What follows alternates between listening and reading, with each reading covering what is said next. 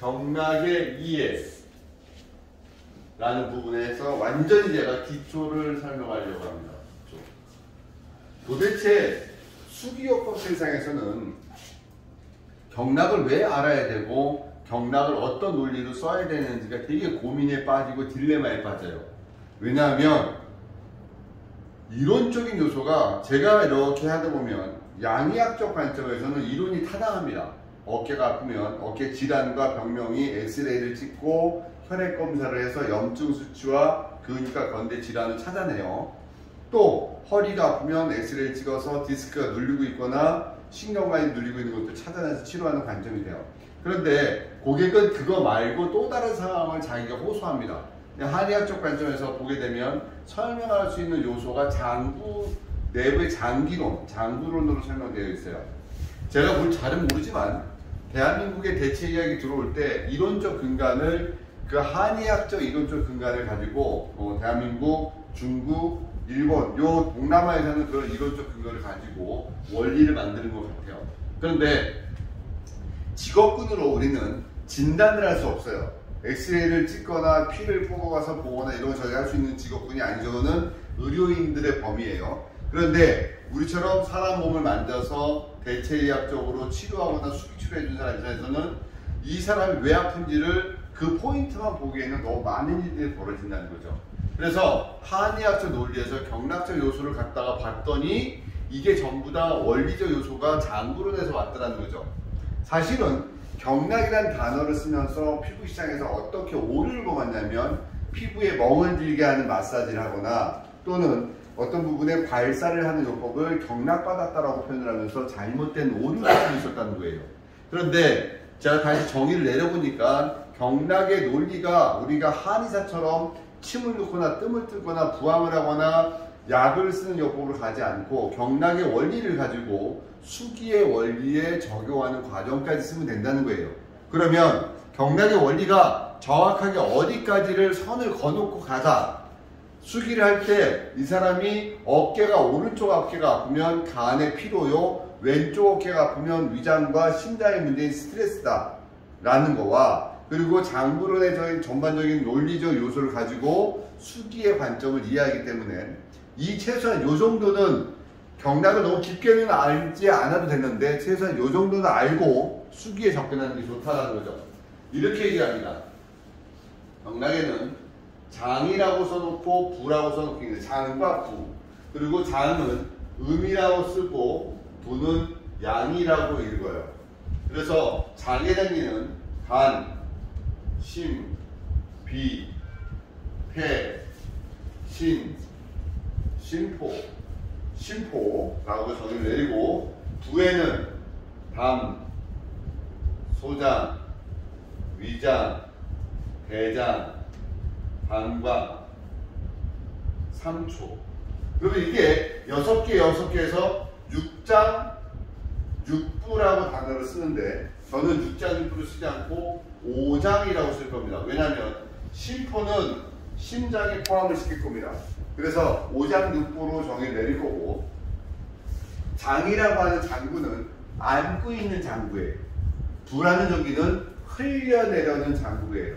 그러니까 이 음의 장구는 주로 안쪽에 있고 꽉 채워져 있어야지 질환이 안 걸리고 부라는 장구는 계속 흘려보내야 되고 바깥으로 내보내야지 질환에 걸리지 않는다. 여기에 포함되지 않는 게 있어요.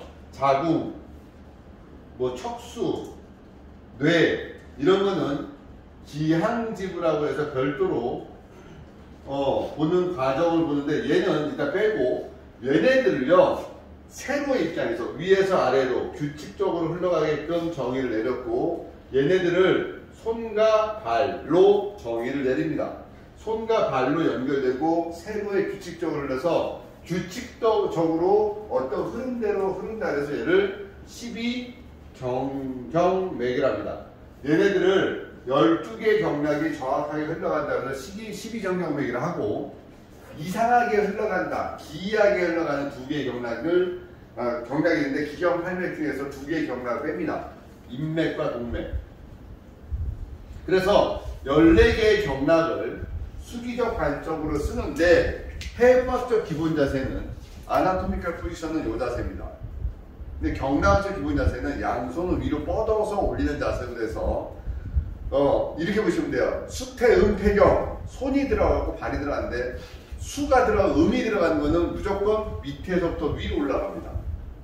그 다음에 수, 양명, 대장경 이렇게 해서 양이 들어가는 것은 위에서부터 아래로 내려가는 것을 경락의 흐름으로 보고 그거를 유주 방향이라 하고 보법이라고 원래 흐름대로 하는 거죠. 그래서 팔을 이렇게 내려 있어도 원래 기본 자세는 이 자세니까 폐경락은 수태음 폐경은 중부에서부터 소상까지 가는 거죠.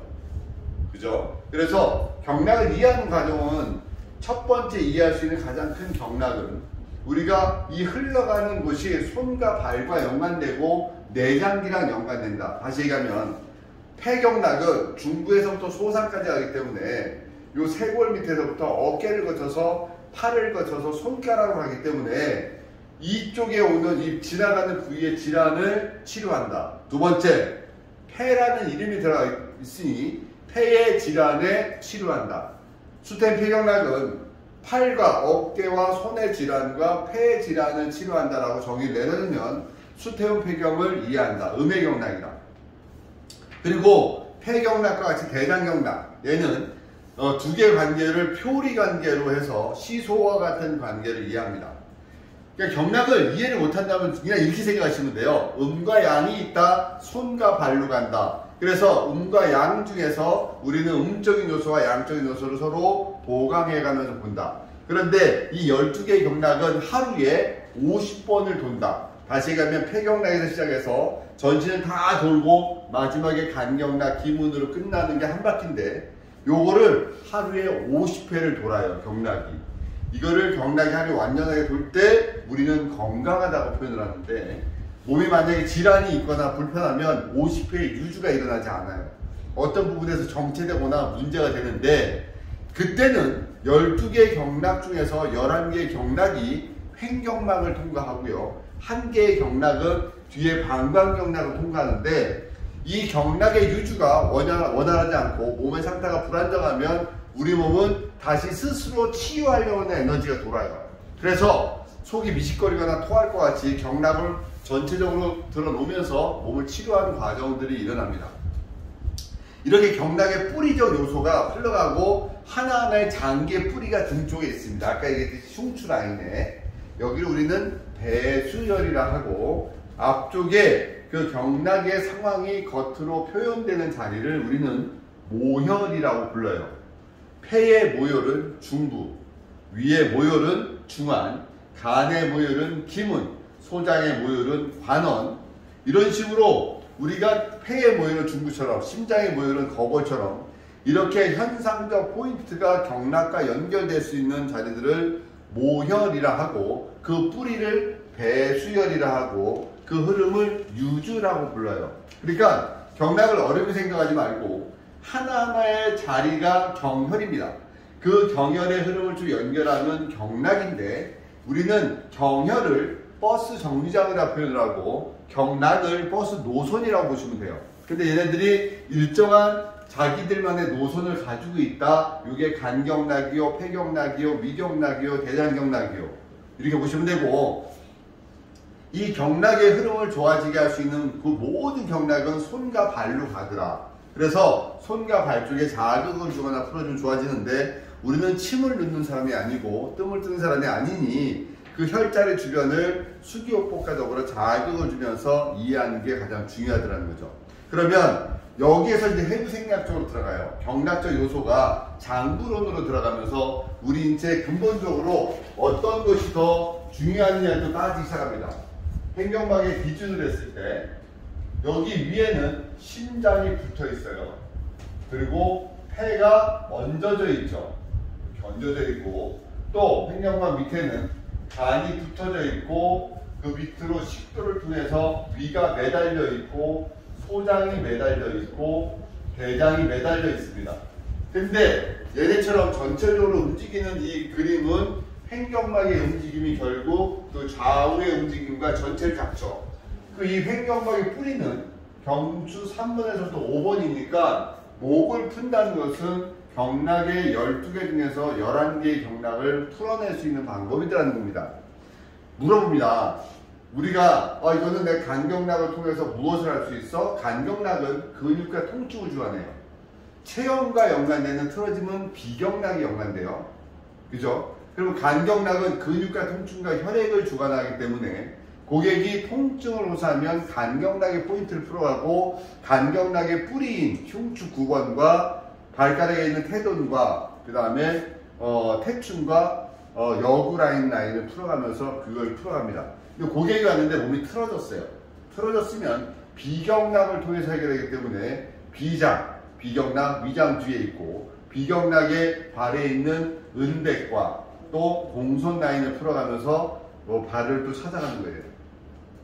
그리고 전체 척추를 잡아주는 것은 뒤에 있는 방광경락을 통해서 인체를 잡아주고, 어쨌든 이 고객이 와서 몸이 뭔가 문제가 생겨서 전체를 봐야 될 때는 첫 번째 이 움직임을 가장 크게 주는 위경락을 통해서, 본능의 장기 위경락을 통해서 인체를 바라보는 관점을 통해서 가기 때문에 항상 처음은 위경락부터 갑니다. 그래서 제가 예전에 만났던 어느 한 선생님이 그런 말씀을 하시더라고요. 고객이 오면 어떤 질환이 가든 간에 먼저 위장부터 잡아야 된다라는 말씀을 하실 때 제가 많은 공감을 했습니다.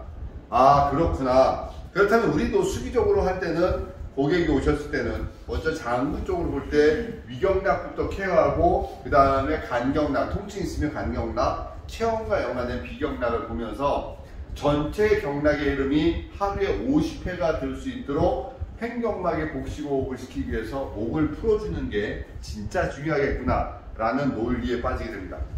수기는요, 내가 저 사람을 어쨌든 좋아지게 하는데 누군가 당신에게 왜 좋아졌습니까? 물어볼 때 경락적인 논리와 그 다음에 근육과 골격계에 대한 얘기와 그리고 해부 생리학적 요소를 여러분들이 정확하게 설명할 수 있어야 된다는 거죠. 제가 이제 목을 만집니다. 목을 풀어줄 때 근육과 인대와 근막에 대한 얘기를 할 것이고, 복부를 만질 때 횡경막을 설명할 겁니다. 어느 고객이 와서 비만을 얘기합니다. 나는 먹어도 제가 먹는지는 모르겠는데 살이 자꾸 쪄요라고 얘기하면 위장을 설명합니다. 위경락. 위경락 중에서는 불용과 승만이라는 혈자리 있더라. 위의 끄트머리에 있는 혈자리가 불용이고 위장의 3분의 2 있는 혈자리가 승만입니다. 일반적인 짐승들은 위장의 크기의 3분의 1을 먹어요. 돼지는 위장의 크기의 100%를 먹어요. 사람은 120%를 먹는다 합니다. 근데 세탁기에도 빨래를 빨려면 세탁기보다 그 용량보다 3분의 2 정도 빨래를 넣어야지 잘 회전이 되면서 빨리죠. 똑같습니다. 위장의 3분의 2까지 승만이라는 자리까지만 음식이 들어가야 소화가 잘 된다는 겁니다. 그럼 우리는 위경락을 통해서 설명을 할 거고, 위경락의 뿌리인 흉추 12번, 대대장 신경줄기, 경추, 발가락의 여태, 함고, 족삼리, 그리고 중안, 이 라인을 풀어가면서 이 사람의 소화계통을 점검하게 되죠. 그러면 나는 그 자리에다 침을 넣지 않아. 나는 그 자리에다 뜸을 뜨지 않아. 그러나 우리는 그 흐름을 이해하고 장부를 이해하면서 수기의 그 활용도를 높여가는 거죠. 그래서 고객이 오게 되면 나이가 드신 분들은 첫 번째 위장부터 케어해서 식도, 열공, 탈장, 위장의 상태를 먼저 조절시켜 줍니다. 그리고 위에 뿌리를 자극을 주고 위에 포인트, 리플렉스 포인트, 반사구들을 자극을 주면서 위장의 기능을 살려놓고 그리고 몸을 풉니다. 그럴 때 몸의 상태에서 부족하거나 문제 있는 것을 풀어가는 게 수기죠. 그러니까 경락을요, 너무 어렵게 들어가지는 말자. 그리고 너무 깊게 들어가면 여러분들이 잘못해서 혹시 오리에 빠질 수 있다. 큰 나무를 끌고 가려면 잔가지는 쳐야지 그 나무를 들고 가기 쉬워요. 가지가 살아있는 채로 그 나무를 옮기려면 가다가 걸려서 못 나갑니다.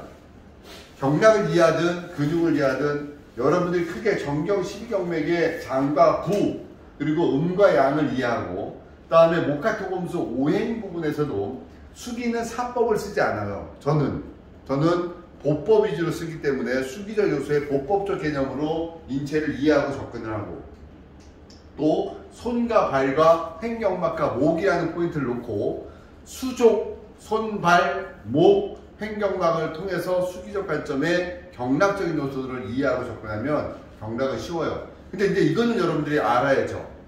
장과 부, 정경 12경맥, 기경 8맥 14개를 설명을 할 수 있어야 된다. 경락학적 기본 자세는 양손을 팔을 위로 올려서 양이 들어가 있는 것은 위에서부터 아래로, 음이 들어가는 것은 밑에서부터 위로 올라가는 것이 경락의 흐름이다.